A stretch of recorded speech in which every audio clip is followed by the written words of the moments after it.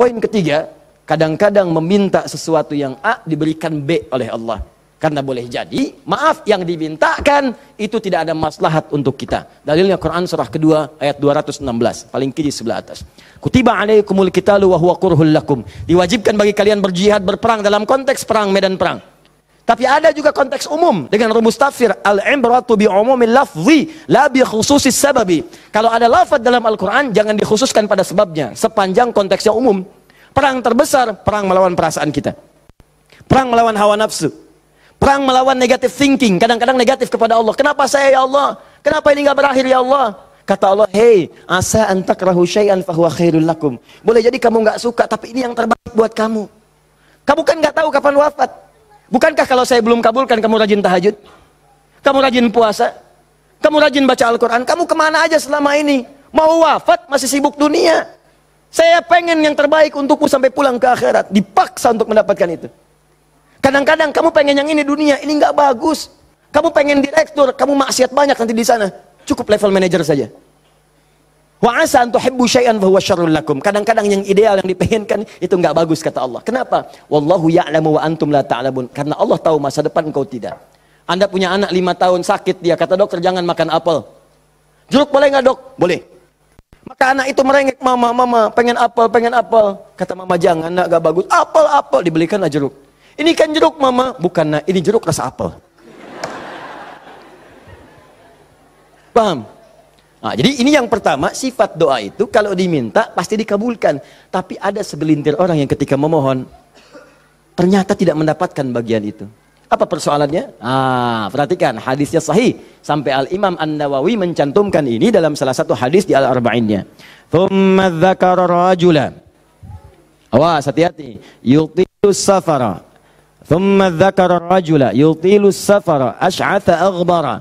Lalu Nabi mengisahkan tentang seorang lelaki yang menempuh perjalanan panjang sampai tampilannya penuh debu. Ya, bahasa Inggrisnya kurang lebih the kill of the kumel. Ya. Jadi udah banyak debu lah ya dalam dirinya. Awas ya, yamuddu yadaihi ila sama, lalu mengangkat tangannya ke langit, ngangkat tangan. Nanti saya ajarkan fikih mengangkat tangan ya. Fayaqulu ya Rab, dan dia berkata ya Rab. Fokus sebentar. Orang ini kisahnya itu punya permohonan yang sangat berat ingin disampaikan. Penting permohonannya, sangat pengen dijawab. Lalu dia melihat cara doa cepat dikabulkan. Di antaranya ada 3. Ada 3.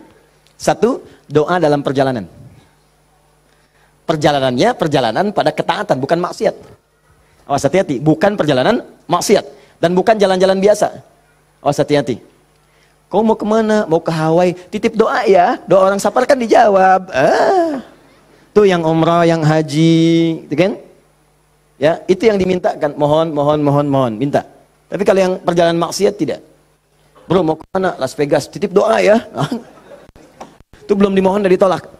Ya, belum dimohon. Jadi 1, menempuh perjalanan panjang. 2, orang yang mengangkat tangan. Jadi usahakan nanti saat berdoa itu biasakan mengangkat tangan. Nanti ada fikihnya. Ada yang cuma 1 jari misalnya, ya saat khutbah Jumat khatib ada. Ya, ada yang kemudian mengangkat tangannya, ada yang rendah, ada yang tinggi, ada yang posisi begini ada saat istisqa. Yang standar itu angkat kedua tangannya, ya sejajar dengan dadanya di sini, sejajar. Sini ya. Dan nggak usah malu. Allah itu kan tidak akan malu untuk memberi. Justru Allah itu dalam hadis sahih, Allah akan merasa malu, di sini bahasa kiasan, majas maksudnya. Membiarkan seseorang yang mengangkat tangannya, kemudian dalam keadaan hampa, artinya tidak menjawab doanya. Dia ada seorang bertanya kepada Rasulullah, ya Rasulullah bagaimana seorang berdoa mengangkat tangannya? Kemudian Nabi mengatakan, bagaimana menurutmu kalau ada seseorang meminta kepadamu menengadahkan tangannya begini? Ustaz, tolong Ustaz, tolong Ustaz. Di depannya langsung begini. Dua-duanya begini. Kata orang ini, saya malu kalau nggak ngasih. Saya malu kalau nggak ngasih. Maka kata Nabi, Allah lebih merasa malu. Karena Allah itu sifatnya lebih dalam dibandingkan dengan hamba. Rahmannya, rahimnya, pemberinya, wahabnya. Kata Nabi, Allah lebih merasa malu ketika membiarkan seorang mengangkat tangan memohon dan meninggalkan dalam keadaan hampa. Ya, jadi Anda mengangkat, itu biasanya sejajar dengan dada di sini yang standar. Kalau saya biasanya mendekatkan seperti ini dan menggabungkan di antara jemari di garis-garis yang ada ini. Kan garis kita itu kan ada garis kan, kanan kiri. Ya, biasanya kalau saya mendekatkan begitu kemudian menyatukan dan meluruskan lalu bermohon kepada Allah. Ya, nanti ada lagi fikih yang lain menghadap kiblat dalam keadaan berwudu ada, tapi poinnya mengangkat tangan. Ya, standarnya mengangkat sejajar dada. Boleh seperti ini renggang boleh.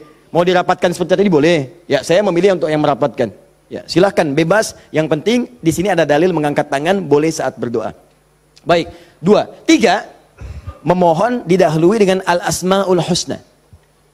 Memohon didahului dengan al-asmaul husna. Masih ingat yang pertama tadi apa? Safar, perjalanan jauh. Kedua, mengangkat tangan. Ketiga, dibuka atau didahului dengan al-asmaul husna. Ya, awas fokus. Dalilnya apa? Langsung dari Al-Quran dan sunnahnya.